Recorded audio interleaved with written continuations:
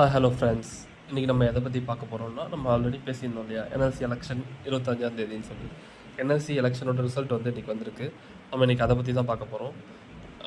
NLC election ரிசல்ட்டில் வந்து இப்போ வந்து யார் ஜெயிச்சிருக்கா அப்படின்னு நீங்கள் பார்த்தீங்கன்னா, தோமுசானா தொழிலாளர் முன்னேற்ற கழகம் தான் இன்றைக்கி வந்து ஜெயிச்சிருக்கு. 2507 ஓட்டுகள் வாங்கி அவங்க தான் ஜெயிச்சிருக்காங்க. அண்ணா தோமுசா வந்து 1389 ஓட்டு வாங்கியிருக்காங்க. 2வது இடம் அவங்க பிடிச்சிருக்காங்க. பாட்டாளி தோமுசா அவங்க வந்து 1385, சிஐடி வந்து 794 ஓட்டு வாங்கி 4வது இடத்த பிடிச்சிருக்காங்க. திராவிடான்ற ஒரு கட்சி வந்து 231 ஓட்டு வாங்கி 5வது இடத்த பிடிச்சிருக்காங்க. பிஎம்எஸ் அதாவது பாரதிய மஸ்தூர் சங், அதாவது பிஜேபியோட ஒரு கட்சி, இது வந்து 58 ஓட்டு வாங்கியிருக்காங்க. இதெல்லாம் என்னென்னா ஃபஸ்ட் ப்ளேஸில் உள்ளவங்க மட்டும் ஃபஸ்ட்டு செகண்ட் ப்ளேஸில் உள்ளவங்க பேச்சுவார்த்தையில் ஈடுபடலாம். என்எல்சியில் வேலை செய்கிறவங்களோட ப்ராப்ளம்ஸ் பற்றி அவங்க வந்து